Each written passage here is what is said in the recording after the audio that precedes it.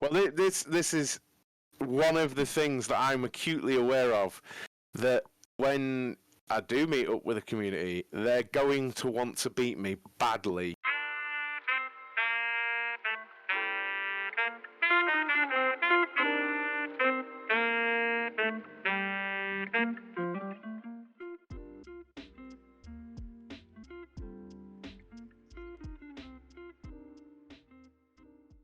Right, guys, welcome back to Basically a Podcast. This is episode 15, and I was joined by somebody very special. I'm going to get onto that in just a moment, but first of all, I need to do the apologies for the two lads that aren't here. Matt and Gibbsy, unfortunately, Matt has got COVID, so make sure you go and send him your love. He's had a bit of a rough time of it, but he's doing all right. He's doing all right. He's safe. He's not in any real danger. But yeah, make sure you go and hit up his socials, as always, and check he's okay.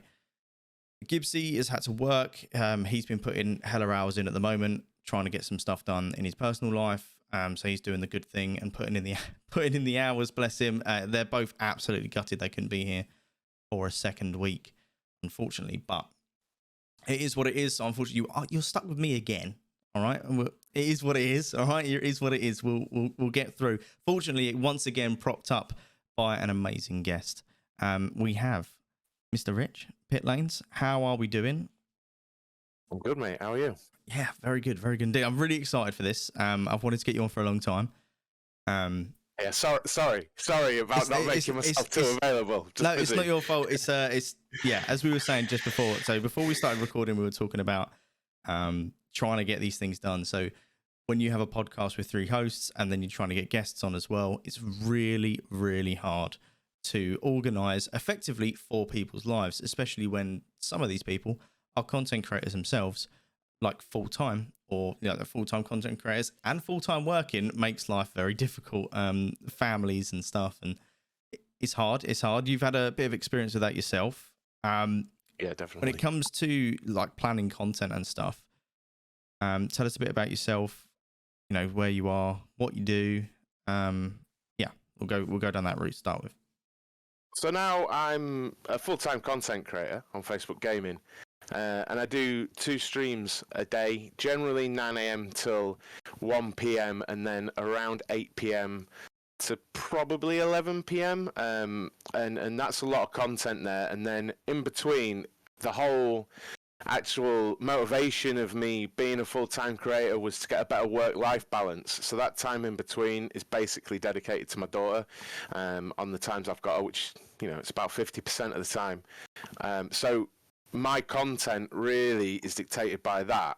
So I do my streams, and then when I don't have my daughter, I absolutely hammer like VOD content and things like that out as much as possible, fill my day with work, so that when I do have her, I've made that, and maybe I've even scheduled them to go live, you know, going forward, so that there isn't a lull in content sort of thing. Hopefully, that's the plan anyway.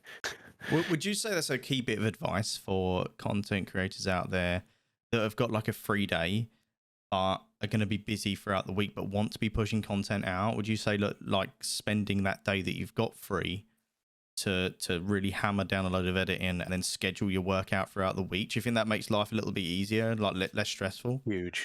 Huge. Like, so one big thing that I know is definitely on the minds of other creators on Facebook Gaming is taking a holiday, and the risks potentially involved in that, in dropping off algorithm and things like this. Mm-hmm. So recently took a really short break. It was like 4 days in Greece, but I really needed a break after lockdowns and things like this. You've been hammering content really so much as well. Yeah, it was like, you know what? I need a break. So stupidly, I suppose, before that I worked even harder, so that each day 1 or 2 VODs came out on YouTube and Facebook. There was like picture posts, there was text posts, there was polls, and stories and reels and TikToks, that they were all, and tweets, all of them were scheduled. So apart from the live streams, it was as if I wasn't actually away. Yeah. And that's how I do things. Like, I stream 5 days a week, Monday to Friday, but generally what I try and do is have a VOD every Saturday and Sunday as well as maybe some polls and picture posts over the weekend to tweet out and things, but they're all scheduled. I do actually do my best not to turn on my computer over the weekend, because I think it's very easy to just get lost in it, you know, and sometimes you have to reconnect with the reason you're doing it in the first place. And for me, that's family and my daughter. So, you know, I try to really detach from that, and while I make myself really available on weekends, I'm not quite as available to like the community and things like that. And because you've got to, you know, it's a job at the end of the day. So yeah, and I think that's something that is quite a valuable lesson to be learned by a lot of people, is that you do need to make sure you take time for yourself, because burnout is a thing and it affects you whether you are a 2 viewer streamer or you're a 10,000 viewer streamer. It's all well and good, you know, when you're getting your subscribers or your supporters, or, you know what I mean, and you think, oh, I can't take this break, I can't take some time for myself. But what happens is over the course of 6-7 months, you start actually, your content dips, and that number will naturally dip off because they're not getting the content that they're expecting, because you're burnt out. And it's just, then you start not enjoying it anymore. And when you start not enjoying it and you start overpressuring yourself, that's when people go, do I really want to do this? And then that's a hell of a lot of content that just disappears then, and an opportunity. You see what I mean? I find it like quite a cyclical thing, that you get burnt out, and if you're objective enough, you can see that you're burnt out yourself and that what you're doing isn't quite as good. But then, I'm guilty of it, then you work even harder to be better, but you're even more burnt out, when really you should just go, no stream today, guys, I'm taking a day off for myself, I'm absolutely knackered. And that's it. Yeah. And that's so valuable. It really is, because I honestly think it's a myth that you just have to work hard, but you don't have to just mindlessly churn out content, because if there's no quality there, there's no point. Yeah. You know. Yeah. Yeah, and I actually, as a viewer, and like flick around on Twitter and Facebook or whatever, I actually pretty much only use Facebook to come and watch your stream on the few moments that I get to sort of hop in and stuff. And I lurk occasionally, but I don't really use Facebook a lot now at all.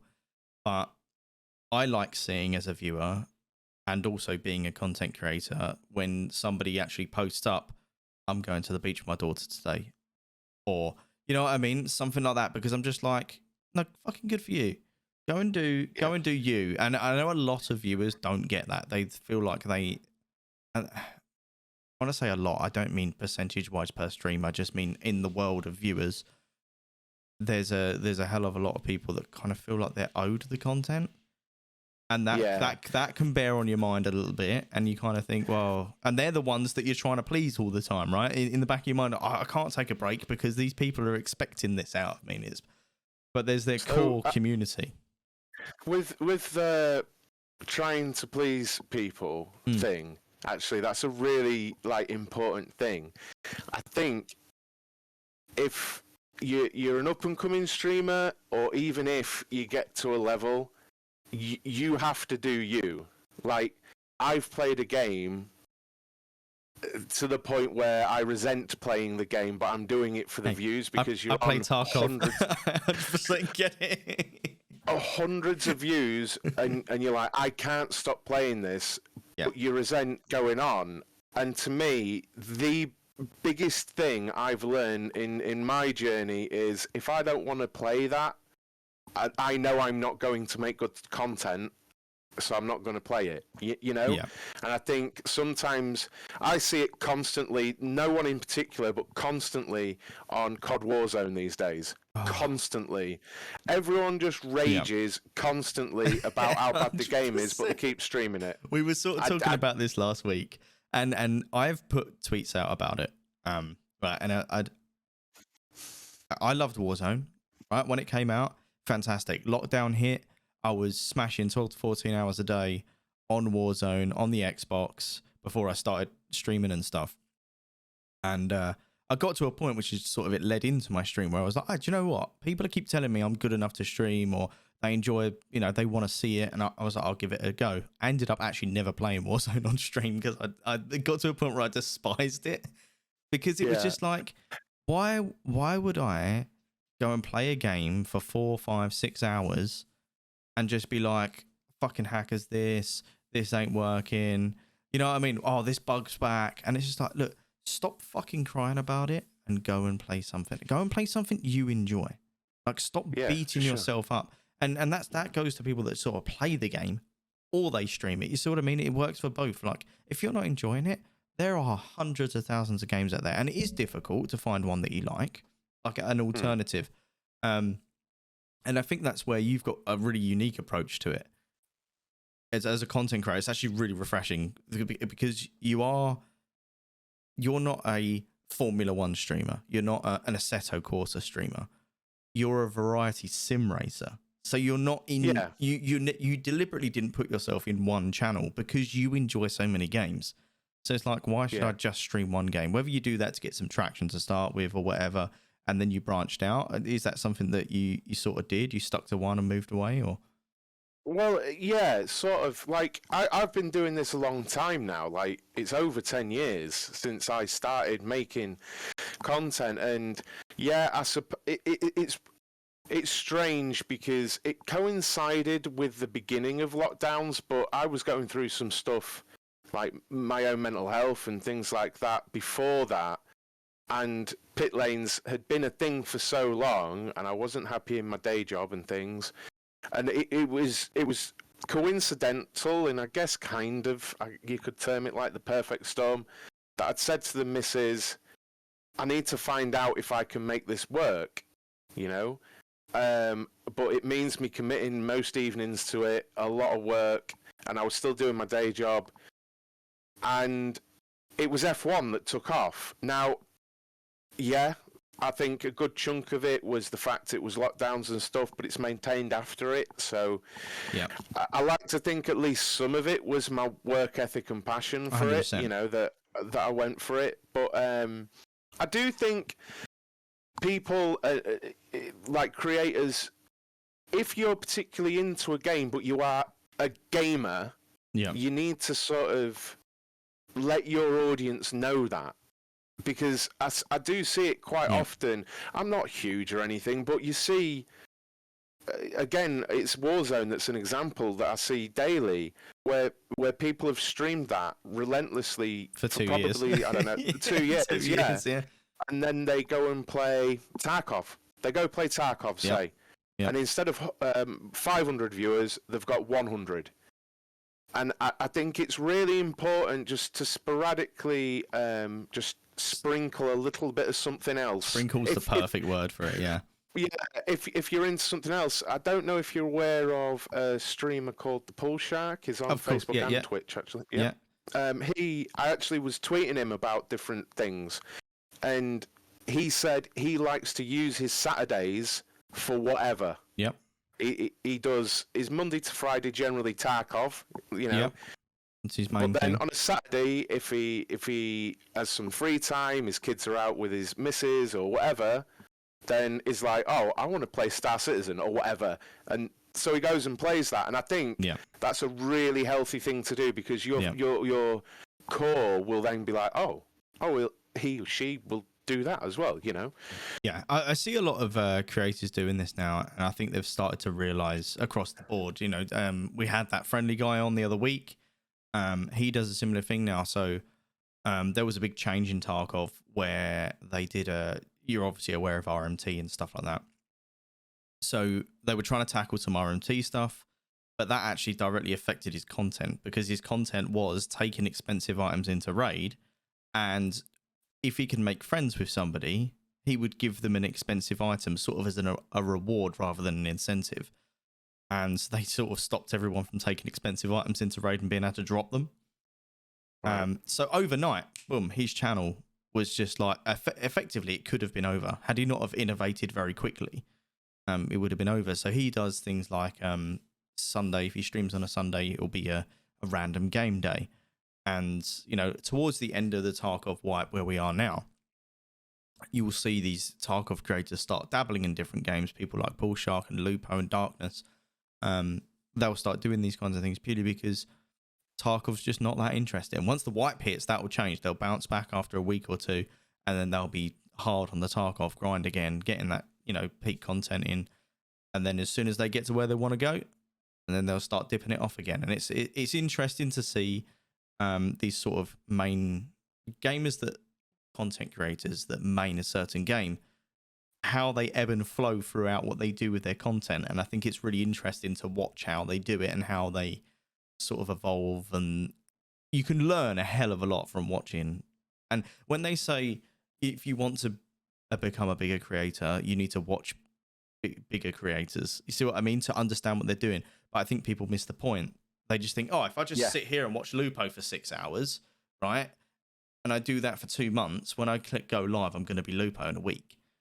And it's like, no, you can't just watch it to enjoy it. You have to watch it and analyze it. Watch what they're doing. You know, keep an eye on their socials. Like, if you really are wanting to grow, or you aspire to be a certain type of streamer, you need to understand that type of streamer to be able to do it yourself. You have to learn. You see what I mean? And you saying that you've been doing this for 10 years, or you know, or 10 years or more. So you've been there and you've learned a hell of a lot of stuff. You see what I mean? Like, you couldn't just bang on YouTube 10 years ago and find all the information you can find now. So you had to learn it the right way. You were pioneering a lot of stuff in some ways. You know what I mean? It's interesting. Someone was asking for some content, basically, and I knew years ago I'd made a video on that, but on YouTube. So I thought, you know what, I'm just going to download it, and I'm going to slightly edit it a bit, add a bit of music or whatever, and I'm going to repost it on Facebook. It's never been on Facebook, so I can do that. It's my content. It's going on Facebook as well, right? And the beginning of it was made in 2014, and I remember making it, and I was so proud of that content. And what shocked me personally is the confidence in it. Like, I'm like, hello, my name's Rich, you know, and the first minute and a half, the information in it, I stand by to this day, but the beginning minute and a half of it is me apologizing to people that I'm not all that knowledgeable. Like, now, because I've been doing it so long and I'm confident in what I'm doing, I'm like, do this. You know, like, I'll just be assertive with it. But that, you're scared of being wrong and being called out when you're early on, right? Yeah, now I don't care. That's brilliant. Because I think, look, like, I'm thinking how to phrase it. You have to be confident in what you're doing. When you do get full time, when you eventually get there, if that's your aim, like, you're part of a small percentage that's actually doing it as a job. So now it's not that I'm arrogant. It's like, no, I have to be confident in what I'm doing. This is actually my job. I was very confident in my previous career, so why wouldn't I be doing this? And I think what you're saying there about big creators and learning from them, that's one of the biggest things. Their assuredness, like Darkness. I really look up to Darkness. I love Tim's great, as well as his evolution and think, like, because he was quite timid, maybe not even that long ago, but now he's so massively confident in his delivery. Yeah, and he's so good. And you look at Lupo, huge one, Dr. Disrespect, Stone Mountain. The thing they all have in common is that confidence to just be them, you know, and and that's one thing I've learned, to be honest, just to be me, you know, and do that, you know. Yeah, people like Stone Mountain and Marley 13 were my gateway drug to the content creation world. Stone was the first ever YouTube video, Facebook Live that I'd seen, right? And I'd never seen his YOLO stuff. Like, that's what he's famous for. I'd never seen it before I found his live, right? Marley 13, on the other hand, I'd seen all of his, like, previous content, but had never seen any of his lives. So that was my gateway drug into Facebook Live and stuff like that. I mean, I used to be over there. I moved across to Twitch, just because it just wasn't fitting for me. Like, the platform itself, it's got great potential. It's going to grow. It really can be amazing. But for me at the time, as a smaller creator, I'd missed the I'd missed that point where it was not easier, but there was less of the competition wasn't as great, right? So I was coming into a very big swimming pool and I was learning, and it was a bad and Twitch is bigger, but I could do other things that made it more enjoyable for myself. You see what I mean? Integration stuff. And I know that Facebook are working on integration stuff, right? And there's so much more coming on, like bots and stuff that you've got for your chat. Weren't really a thing 2 years ago. You know what I mean? Like you had to be a partner to get a bot, and even then partners couldn't get bots, music and stuff like that. You could be really careful with. But yeah, these creators, it's strange, isn't it? How you fall into content creation. Like how did you end up falling into content? So sim racing, it's maybe a little bit more serious than what I actually do now, but I basically was really into racing, always like real life racing. And a friend of mine said, have you ever seen this, Rich? And it's a game called iRacing, which is like it's one of the premium sort of sims. I was like, oh no, I've not. And I'm the type of guy that was sat on like Forza, just winning every race online, just easy mode, just whatever. So I went on iRacing, realised I needed a wheel, went and spent £40 on a wheel because they're all the same thing, right? And then went on iRacing, immediately realised they're not all the same thing, and literally 10 minutes after I plugged it in, went refunded it and got a new one for way more money.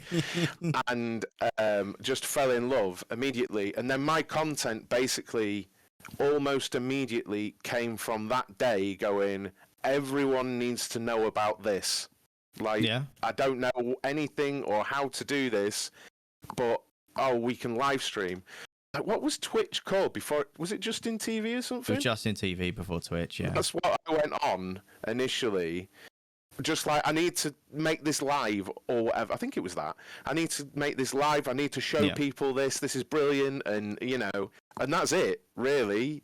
Because I was, I was like, I bet no one does this. And even then people did, obviously. But but the poll was, there's 9.4 million streamers on Twitch right now. There wasn't that many then. There wasn't that many then. That's like when somebody goes, I don't feel like I'm a good creator, I'm only sitting on 10 viewers. I'm like, you realise that being 10 viewers puts you in the top 7% of the entirety of Twitch, like, because the pool is so big. It's super important to remember that stuff. It really is, because I see it almost daily. People getting massively down, and you'll have seen, I go through huge swings. I've had over 2,000 viewers in my stream, all the way down to earlier on today I had like 20. But it's okay, it's okay. I feel like you've gone through a process of understanding that, right? Like, for a time that really affected you, and you didn't see it so much on your Facebook lives. Twitter was I felt was a bit more of your venting space for it, and rightly so, and that's the Facebook algorithm thing. Fortunately, you have that algorithm to help push you out there, but sometimes it comes and bites you in the arse, and it's nothing you can do about it that day. I think one of the things that I struggled with was I thought it was a reflection on me. Like, 3 weeks ago, I had like 400 concurrent constantly 3 weeks ago. Why have I only got 20 now? Do that many people not like what I'm doing? So I'd try really mental stuff, that was nothing like what I normally do. But really, now I just do me, and I enjoy what I'm doing. And at some point kind of thing, now, we've dipped again. It'll come back. You just carry on, Yeah, as long as you can afford to, of course. Yeah. Obviously, that's a scary point for anybody that is a full-time content creator and is relying on the platform for monetization. Now, obviously, YouTube has that. Am I right in saying you're trying to build your YouTube back up a bit more now? You're trying to push a bit more of your YouTube and sort of get, when your viewers are popping, push them across a bit. Yeah, it's. I think obviously everyone's aim, if you aspire to be a full-time creator, you have a preferred platform, don't you? And it occurred to me once I've become more comfortable with things, I don't mean financially, just within myself and my content, that, you know, it's probably not such a good idea to put all my eggs in one basket, you know. So I am really trying to diversify my platforming and the type of content I deliver as well. Really making use of short format as well, like reels and shorts and stuff like that, TikToks. But just putting stuff out there, because VODs are always live, right? And trying to push people onto YouTube, because actually I really enjoy the process of editing and coming up with an idea, making a video, things like that. So yeah, I'm trying to get there. We've been partnered on YouTube for years. I've just never used it. Just the body of work keeps me partnered for some reason with the hours viewed and stuff, you know. So yeah, working on it. I mean, it's it just goes to show that even now, after 10 years in the space, that you're still learning and evolving. It just sort of goes to show that you don't just hit partner and life's easy. I heard the expression once that once you hit partner, the real work starts. Like you grinds to partner, but then once you are a partner, that's when the job begins. That's when the work starts. Because then, especially if you go full time, you're then reliant on that. And if you just go, partner's done, man, I'm just chilling now. You know what I mean? Like you're gonna drop off real quick. It's such a strange thing, and I don't want to diminish it or anything, because, you know, it's really easy to say, I suppose. But like, to me, being partner on anything was like the promised land. If you're a partner, you're the man. Yeah, you want to get that little tick, and you're sorted. And then I became a partner. I was like, oh, I'm literally as skint as I was yesterday. Yeah, the day still ends in white, and I've still got a stream to do later on. You know what I mean? Like, it's super cool. It's an amazing achievement, but day on day, it doesn't change, right? And that's, I think people kind of feel like you get handed an envelope full of $10 million, and that's you set for life, and it's not. I see partners as role models for the platform. That's how I see partners. It's when you become a partner. You then become somebody, you're like the head boy, for example. You see what I mean? In like a school, you're setting the example, you're working hard all the time to show that it's possible, and that it's not easy, but it's someone to learn from. So you always take on an additional role then, right? So you're someone to look up to, and I suppose that sort of ties a bit into Pipeline, am I right? With that sort of thing, getting involved in a project like that. Yeah, so Pipeline sort of came about because, I mean, you know, I suppose I can kind of plug it, but go I joined Pipeline, which is Stone Mountain 64 and Snoopy. They like co-founded like a streamer education type thing where they've got pillars where you can go through it and learn about you know, different streaming and your journey and things. And I went through that, and I really sort of was like, I'm really trying to make this work, so because you have to pay for it, I'm really going to do this, and I'm going to treat it as if it's a real like educational course, and I'm going to make the most of this. And I honestly like credited the focus that gave me with at least part of my journey of success to becoming full time. So like they were really cool, because I just messaged, really. I wasn't looking for anything. I messaged and said, look, I joined Pipeline 4 months ago, something like that at the time, and since then it refocused me, and I learned these things. I just wondered if you've got like a testimonials area, things like that, because I'd be very happy to write you something, because websites do, right? And they got back in touch, and it was just an amazing experience. It was like, actually, we'd quite like you to be one of our first 5 Pipeline partners. Wow. And and I was like, oh, that's amazing. Like Stone Mountain, to me, my streaming guys are Stone Mountain 64 and Dr. Disrespect. Like, they're just the guys for me, and the were.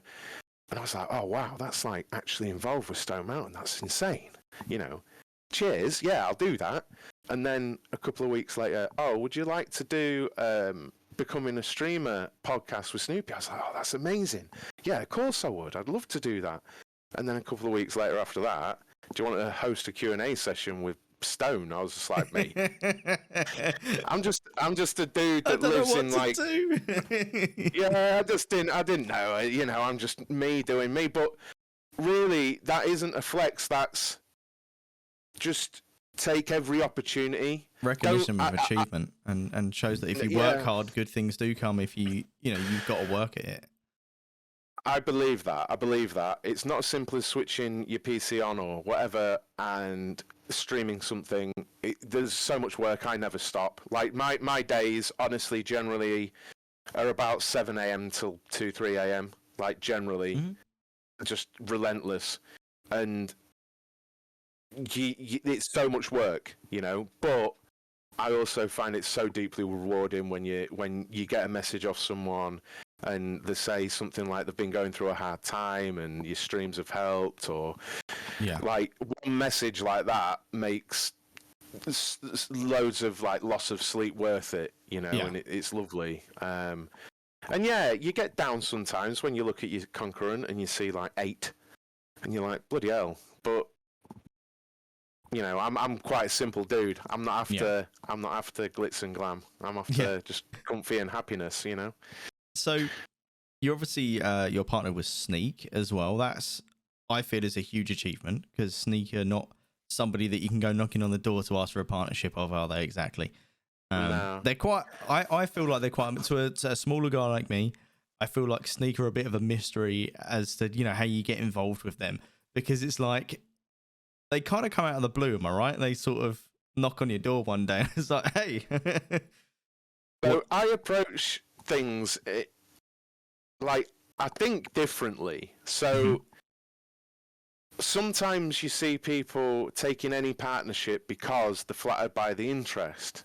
And again, this is probably going to sound arrogant, but it's not. I was like, I want Sneak. I want someone to sponsor me a racing rig that I'm sat in. I want someone to do that. Yeah. And basically I set out what I wanted to do. My goals, like, I wanted to be a full-time creator. I've managed that. I would like Sneak. I like the branding. I like, you know, different bits and bobs about him. And I won't lie.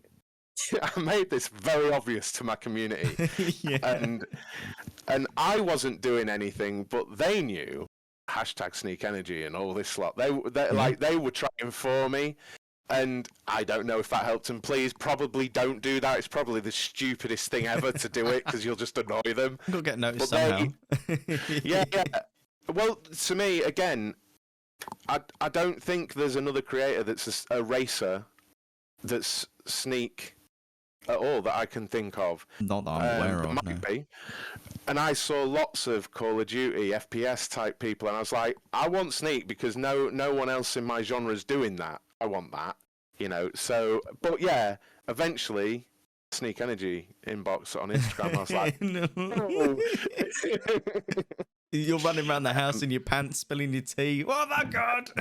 Honestly, I was so excited because I planned out this whole thing for launching it. I was really proud because I was like to everyone, oh, you need to be in stream on Wednesday night, blah, blah, blah. And everyone was like freaking out, like, what's he going to announce? What's he going to announce? and I was like, right, guys, just watch this short message. And I put one of their ads on. When I put their ad on, I like changed my top into one of these, and I got the shaker ready, and I uncovered all the Sneak tubs behind me and all this lot, and then at the end of it, I'd edited it so it was like, now a proud ambassador for Sneak, Pitlanes Sim Racing, and then the camera came back on, and I'm sat there in all the gear, and everyone just went nuts. What a special moment. You know, yeah, because I'm very much like a community thing. Like, my success is their success. Like, we don't exist without community and audience, you know. So yeah, like the journey is crazy when I think about it, really. But yeah, that's mad. I'm gonna get on for time a little bit. I do want to obviously get into some of your more core content. I want to talk about some of the games you've played over the years. What have been some of those real standout titles for you, whether that's growing up, like, or things that have... So just games in general, not particularly stream or anything like that. Yeah, we'll go with the games in general. Let's leave the content creation to one side. This is Rich and his steering wheel now, or his controller. Genuinely, my first formative games were Formula 197 and Sonic the Hedgehog, like them two. Like, yeah, just all over them. But honestly, there's a recent one that sticks in my mind, and I happen to stream it, like, which is totally different to racing. But Detroit Become Human. Right. Have you ever, mate? Never heard of it. If you've not played, oh mate, I'm just writing go that play down it. right now. I'm writing it down. I'm gonna go and have a look. Because I'm so genre specific, like I nearly cried about 40 times playing it. It's unreal. It's an amazing game. But Red Dead Redemption and Grand Theft Auto and Yep. actually before Grand Theft Auto 5 was a crazy juggernaut of streaming. Like, Yeah, you know, the it's massive crazy. RP world. It's mad, that stuff. But Mass Effect, like, the games I actually really like are nothing like what I stream. It's weird. Yeah. It's not that I dislike what I stream, obviously. But if I'm chilling, is it like RPG games? Is that what they are? What, you know, like Mass Effect and things? What are they? You know? Yeah, they're sort of really know my genres. fantasy, sci-fi, Yeah. RPG sort of That stuff. kind of stuff. And also, like, micromanaging games, you know, like Roller Coaster Tycoon, Theme Hospital, and, Yeah. oh, mate, SimCity. They suck you in, do they? And you fall down the rabbit hole, and there you are. I'm absolutely loving life because shortly F1 Manager's coming out, and we spoke about it last week a little bit. I'm just gonna live and die on that, I think. I am stupidly excited for F1 Manager. I was saying last week that, you know, because I'm in the industry, it's going to be really interesting for me to see how much of that is reflected in the game itself, like in F1 Manager. And I think it's going to be great for the sport. I think it's going to be great for the Formula One community as a whole. I think it could be really, really good for content creators. But yeah, so Netflix has definitely done big things for Formula One. Yes. That to say the least, Netflix has broadened the audience and the horizons of possibilities for Formula One. That's for sure. This game, 100%. I think it could be better than Netflix, because there's a lot of gamers out there that just think it's jump in a car and run around the track. I just can't wait for it. Like, for me, like, how quickly can I get Fernando Alonso and Mick Schumacher in a team? How quickly can I do that? Because that's what my team's going to be. It just is, you know. And yeah, it's just everything to me. All the data, and then I get to watch the F1. Like, I'm all excited. It's brilliant. Obviously, Formula One's been a big part of your content. Formula One as a sport, obviously, you wouldn't be a big fan of the Formula One games if you weren't already a big fan of the sport.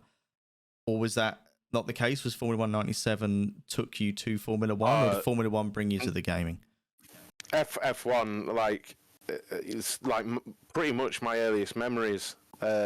Tea and toast at like 4 or 5 in the morning with my dad watching Adelaide, F1 with Mansell and Senna and what you know, Yeah. like, don't even know how old I was, 5 or less, like, but they're like my earliest memories. So it's like ingrained in me that Formula One is just one of the most important things in my life, frankly. Yeah. Like, some people are just diehard football or whatever. Football's a big For one. me, it's F1 as a sport, like, teams and stuff, okay, but they come and go if you watch it long enough. It's mainly the sport. I just love everything about it, really. It's It's a special space, that's for sure. I knew about Formula One for a long time. Obviously, I was aware of people like Michael Schumacher. When I was in school. We used to be in this IT class, right? This is probably one of my funniest Formula One memories prior to being in the sport. Was we used to have this lad in my IT class, and he was a nightmare. All right, Daryl, if you ever hear this, right, we loved you. You were a nightmare, and you knew it. But he would watch Formula One clips just so that he could go, Fernando Alonso's when he was driving for Ferrari, and it was just you'd have his headphones on, so he wasn't really aware of how loud he was being. And it's just like, who is this Fernando Alonso guy? What's he going on about? And then you'd go and watch it, and you'd be like, and then I was hooked then, and Formula One, very quickly bedded itself in my soul, and here we are. And I couldn't live without it. So I'm very similar, and the gaming is just an extension of that. I get to mix passions. My gaming, and I think that helps because I think with my content, I think I'm very knowledgeable about the sport as a 100%. Whole. I work in the sport, and I think you probably know more about it than I do. Straight up, I'm not even joking, because you've been in the space a long time, and I see it slightly differently. You see what I mean? Like, I know a few things like background stuff. I don't really know a lot about what I can't talk. I don't know a lot of things that I'm not allowed to talk about. You see what I mean? I try not to find these things out because then it makes life very difficult. But here's the thing with like football's great, knowing when what team won what cup at what time and roughly what players were playing from and that kind of thing. Formula One has this whole other side to it that. It's understanding the rules and regulations and how they've changed, and understanding aerodynamics and how the cars have changed year on year, and how the drivers adapt, and what kind of driver likes the car on the nose, what likes it a little bit more rear end, and that kind of thing. And being in the sim racing world, and as these games are getting better and developing, you're starting to feel that now in the game, and it brings you that much closer. I mean, I know that you've had the pleasure of dabbling a little bit into F1 22. Yeah, there's obviously not a lot that you can say about it. It's pre-release at the moment, but F1 21, when the drivers played that, they were like, "This is very good. Like, can we drive a real sim race car? We drive a real sim. This is about probably as good as it's going to get before you are in a real sim." Yeah, and it's amazing how games and developers then. Oh, chuck a bit more in, and the steering wheels and the equipment, right? Your equipment makes a hell of a big difference to what you get out of that kind of title. I think sim racing works very well with a lot of things, in so much as like VR, for example. VR doesn't work, in my opinion, in a lot of different genres, right? But for me, it's basically made for sim racing because. You're very used. I mean, I'm sat in my rig now, but you're very used to being sat in one position and just moving your head around any car. Yeah. So that works in comparison with FPS, where you're running virtually around or whatever. So VR works really well. Then you can have all the peripherals with the pedals and the shifters and the wheel. There are only a few that work that way, like Flight Sim. I guess they work that well and things like that. And I think. It's unlocking that sometimes and showing that to an audience. Like, I try not to do the VR stuff all that often because I've had feedback that sometimes it makes people feel a bit odd even watching it. It can be hard to watch, Yeah, so I do it every so often to kind of like expose people to look at what you can do, and I like just sharing that. But yeah, I think it's kind of a special genre because of how it can be projected, to an audience. The immersion for you, the immersion for them. You're in an F1 car. No one can tell me I'm not in an F1 car when I'm in VR and I'm driving. Like the wheel I've got in front of me is a replica Ferrari F1 wheel, but it just all buttons and everything work. It's crazy. Like, and you don't get that in a Tarkov or something. No, and I've played. I dabbled a little bit in VR. I borrowed a set of my old editor, an Oculus Rift 2 or something. I can't remember which one it was. It was the white one with the round sort of controls. And I played Onward, which is an FPS VR game. I found that extreme. I love the game. The graphics need some work. A hell of a lot. There are better consoles out there or VR sets, but I found that the graphics weren't quite where I wanted them to be, but actually using a weapon, I've used weapons in real life, and using a weapon in the VR, I couldn't correlate it. And I think that's the big difference between where FPS gaming is with VR right now. I think they've got a hell of a long way to go. Where VR is with racing games and sim stuff. they're getting pretty darn close. Yeah. You know, you can immerse yourself that much more. And I think that's exciting. And the more people that, like you said, the more people that know about it, the more people are exposed to it, the higher the demand, the more pressure on the developers and the engineers and the techs to get better. And it can only be a good thing, right? The better it is, the more enjoyable it is for everybody. Definitely. And it's just my baseline thing is always to just try and share the passion and the genre and things like that. That's all I ever try and do, really. And if I can do that in sort of new and imaginative ways, which I try and do, then you know, it'll hopefully keep people coming back and get more people involved. So okay, so I know that you've been doing some IRL stuff recently. You've dabbled a little bit in the karting world. How's that come about? All that sort of good stuff. I like doing real life vlog stuff. So a huge inspiration on that side of things is a chap called Casey Neistat. I don't know if you've heard of him, but he's quite a large YouTuber. But I just liked his whole style and things like that, and it sort of speaks to me to do quite a personal vlog type situation. So I've done different things, like Silverstone last year. I vlogged the whole experience and stuff, and just all sorts of different motorsports bits. Going to British Superbikes. I thought actually it was back in January. I went and did some karting just with a family, just you know, local kart track, and it had been years since I did anything real life. And I did it. I was like, God, I loved that. Like more than just everyone going, "Oh, that was fun." Like, yeah, in me, I was just like, you're no, fighting yourself getting back in the car because you want to go back into the karting arena and get back on the track.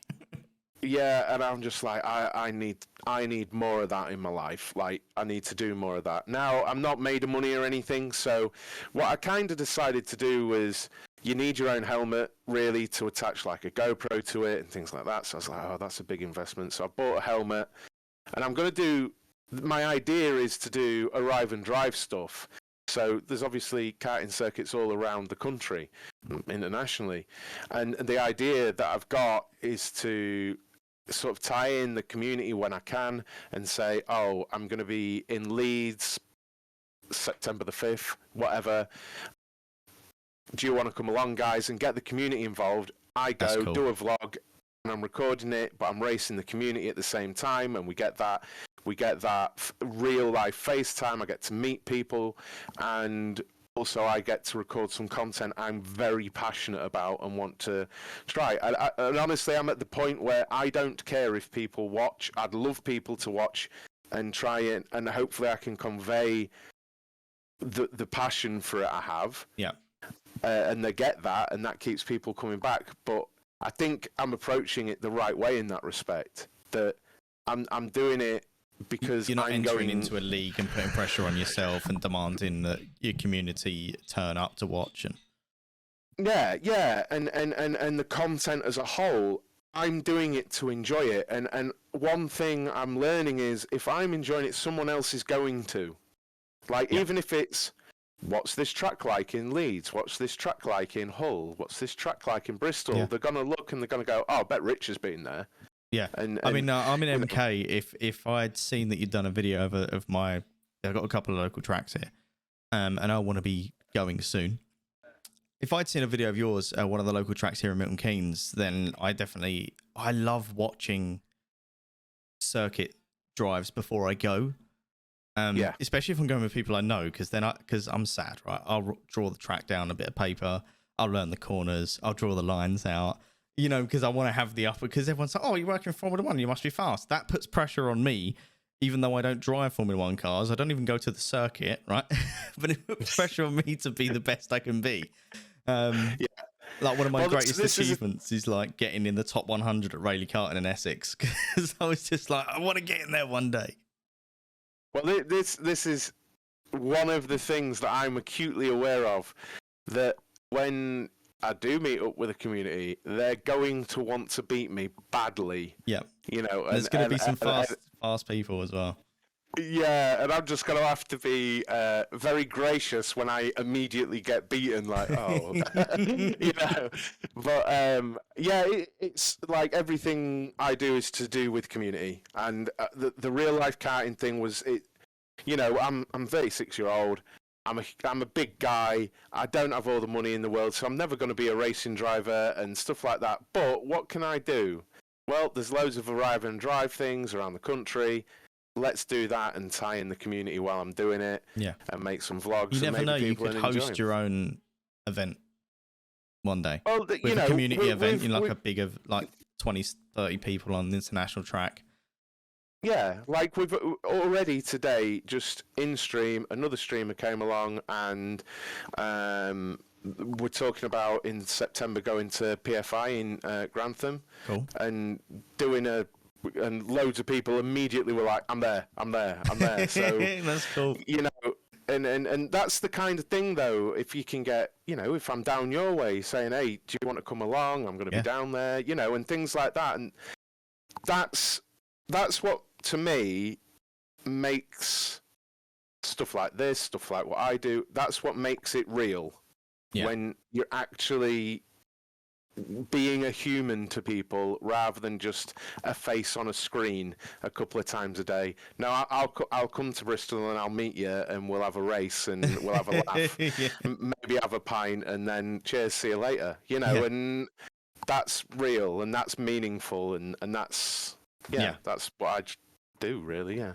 Fantastic. Well, Rich, I want to say a massive thank you very much for carving the time out in your very busy schedule to squeeze us in here on basically a podcast. You've been fantastic, and there's a lot of great stuff here that people can learn from. A little bit of behind the curtain stuff with Rich as well, which is always cool for your community as well to hear a bit more. Right, you also do a podcast. Yep. Do you want to give that a quick plug? Yeah, so it's a bit different to this. It's like a real life motorsport podcast. It's called The Sausage Curb, and it's on Facebook and Twitter and everything like that. And we try and make it like a bi-weekly live podcast, and we generally have the British touring car driver Michael Crease along with us as well. Fantastic. But yeah, it's about real life racing, really different to what I do. So it's fantastic. So that's The Sausage Curb. Fantastic. The Sausage Curb. Yeah. I am a big podcast listener, so I'm writing that down, and I will be listening to all of your back catalogue. I just be warned, I get really upset when I catch up. Like, I'm a nightmare because I listen to them at work. When I'm at 12 hours a day, 3 days a week. I just smash podcasts so quick. I went into somebody's stream the other day. I was like, by the way, I've listened to all 72 of your back catalogue. When's the next episode? They're like, in 3 months. I'm like, yeah. But no, that's fantastic. Where can we find you and what you're up to over the next couple of weeks? Pitlanes Sim Racing everywhere. Basically, just Pitlanes or at Pitlanes Sim Racing on every platform I can think of. And really, the next few weeks is going to be F122, a couple of real-life trips I've got planned coming up shortly, and not long after that, F1 Manager 22 as well. That's all of my content sprinkled in with some random sim racing stuff as well, VODs. Beautiful, beautiful. Guys, as always, I'm Spring Peak. You can find me on, just springpeak.co.uk. All of my socials there. You can find absolutely everything. The merch for the podcast is also there. Linktree / basically a podcast for all of our other socials. If you need it, don't worry too much if you don't remember that. It's all going to be in the show notes down below, including all of Rich's stuff as well. But yeah, this has been basically a podcast episode 15 with Pitlanes Sim Racing. Thank you very much, guys. I will catch you later. Cheers.